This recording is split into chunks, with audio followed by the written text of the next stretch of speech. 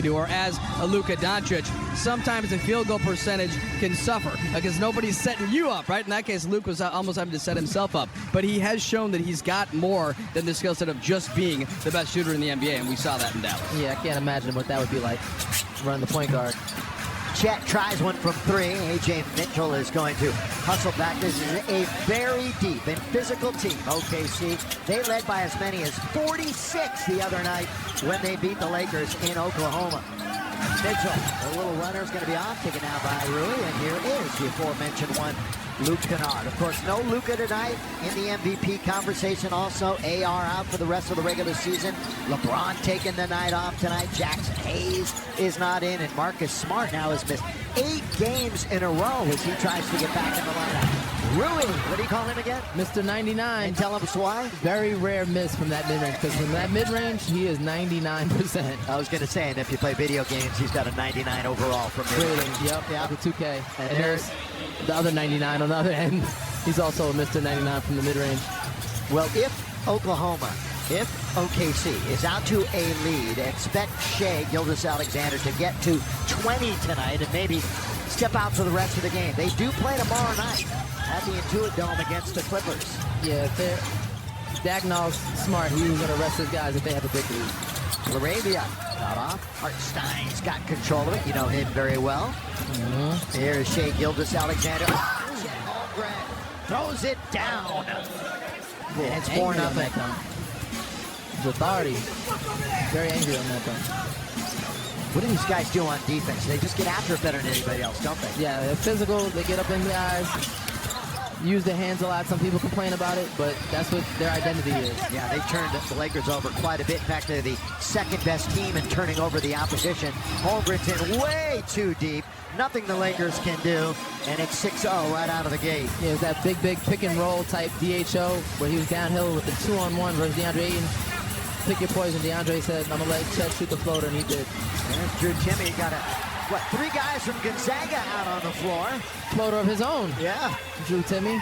He's going to get an opportunity. Played quite a bit in the G League, and of course he's been in the league a couple of years. Underneath, Holmgren's got it, and he finally call timeout, and you're going to get the same mean cuss as everybody else. And again, all kinds of opportunities, all kinds on both ends of the floor for everybody who gets an opportunity tonight. Got to do Thero, who came into the game quickly. That was kind of a forced play, and it's going to be a turnover on SGA. Good defense, Jake Laravia. What strikes you about this young coach, Mark Daigneault? You had a chance to talk to him about a week or so ago. Yeah, just his upbringing, where he came from. I think he came from one of the mid-majors. Told me a little bit about, his history there. And I was like, oh, he's really a basketball historian and fan. And he knew a lot about those tournaments that were happening. As Drew Timme knocks down a 3, I like to call him the Jokic of the G League. But Mark Daigneault, I become a fan when you get a chance to know him some. Timme time, he's got 5. Lou Dort, boy, he was shooting the lights out early in the game last week at OKC. It's 11-5. Yeah, starting to become known as the Laker killer now. They have such missed shots against the Lakers. They have such great balance. They can literally go 10, 11 deep and really not miss a beat at all. Here's Kennard all the way in the lane, put it up. Oh, no, that's a great pass. That's a great pass to DA. And that's how he gets his triple-doubles now. He's a facilitator, not just a shooter. See how many rebounds, how many boards he can get. SGA goes cross-court. Holmgren for 3. Weak side rebound. They're in a wrestling match. Hartenstein was there with DA. Nothing was called. A.J. Mitchell misses, and Thero clears it. The Laker rookie, who's been in and out of the lineup and been nursing that bad knee. Yeah, Lakers are in a zone, which I think they're going to force OKC to beat him from 3. So far, it's slowing them down. Hopefully, they can continue that and muck up the game some. Kennard for 3. He's on his way to yet another 3-point title. Thero with the great hustle. Crowd appreciates. Now he's going to the rim. Here he goes, and down he goes, and he'll... 2026. Played 11 games, though, in December. Got some nice action in there, and he'll get another one. Let's check in with Mike right now. Yeah, just one interesting wrinkle you see J.J. Redick employing. Chet Holmgren is guarding through Timme, right? So you're just having Timme take the ball up the floor instead of having it be one of the guards that maybe isn't used to that level of ball pressure and letting OKC press full court. So interesting little wrinkle there, don't you think, Danny? Yes, very smart. It reminds me of a time when it was COVID and I had to play point guard, and I said, you know what, Joel, you have to bring the ball up because I'm not doing it against these Bulldog guys picking me up short court. So, yeah, smart little wrinkle, relieves pressure, relieves stress for your offense. And you have a guy that can bring the ball up like Drew Timme. Holmgren, a little heartbreak there, rolled around and came out, but then a 50-50 ball goes to OKC. They were winning that battle last week too, and Mitchell nothing but net from three-point land. And he can really shoot it. He's a most improved candidate this year because of how big of a jump he's taken from last year. Now, their last game was a 146-111 pasting of Utah. They've had two tremendous offensive games in a row after struggling, not struggling, but kind of inconsistent for a few weeks. And there's Drew again. Like that little two-man game between Luke Kennard and Drew Timme. They got some action going. SGA, scoring champ, MVP.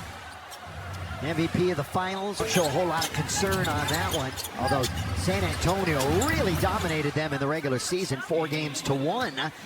And now it's 16-10. Yeah, they played 5 times, one because of the in-season tournament. Yeah, and luckily that game has also given certain guys credit to win those awards. The extra game. Luke Kennard with a nice little pull-up mid-range coming off the curl. And it crawls right over the rim for Luke. So Lakers hanging in there.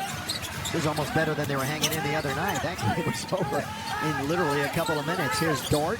Good defense. Dort, yeah, by a dude. They try to put Luke Dort on Timme now so he can pressure him out of the offense. So they change things up. A wrinkle on the Lakers' part, and Mark Daigneault in game. Makes the adjustment. Cross court, it goes to Timme. Is he on fire? Yes, he is! Drew Timme. Temperature's warming up. Woo! Yeah. Little catch high, keep high, too. That was a quick trigger for a big man. In double digits already. On the outside, Wallace can't hit. Battle around. Take it by Arabia. I'll tell you what, crowd into it a little bit here early on. They have to be disappointed when all the stars weren't going to play. Mid-range. Holmgren. And Wallace, or rather SGA, will bring it up. Only had 12 offensive fouls the entire year and drawn over 400 on the defense during the season. I mean, the reason why he's so crafty and recognized as MVP. Kennard surveys. We played nearly 7 minutes already in this one. Laravia shoots. And again, his shooting slump continues a little bit, but he's doing so many other things that we talk about, Danny. Yeah, like getting offensive rebounds, extra possessions, steals, deflections, all those things matter. As SGA hits a side step 3 to put the Oklahoma City Thunder up 4. Yeah, versus the Lakers this year, in the previous 3 games, he shot 60% from 2, but only 27% from 3. We talk about it a lot. He's not a great three-point shooter, but he'll get his shots up there, and he's more than capable. It's very capable. This one nearly turned over.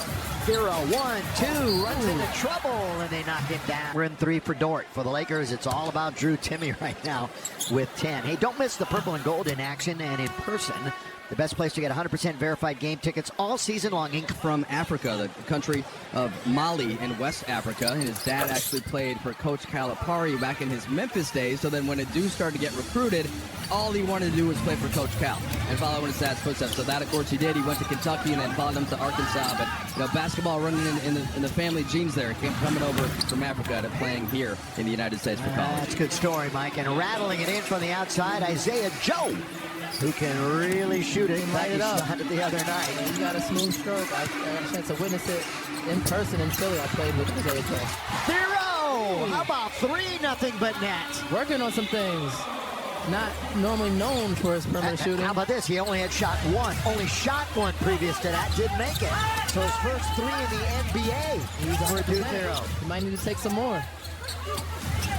SGA behind the back. Good defense. Yeah, trying to dance as he was working. That time on Kobe Buffkin, who's in the game. So for the Lakers, Thero, Vanderbilt, Ayton, Bronny, and Buffkin. Yeah. Great defense by Buffkin, just better offense by SGA. We're going to see all sorts of rotational pieces. Ooh, play together, the spin, and trying to score was DA.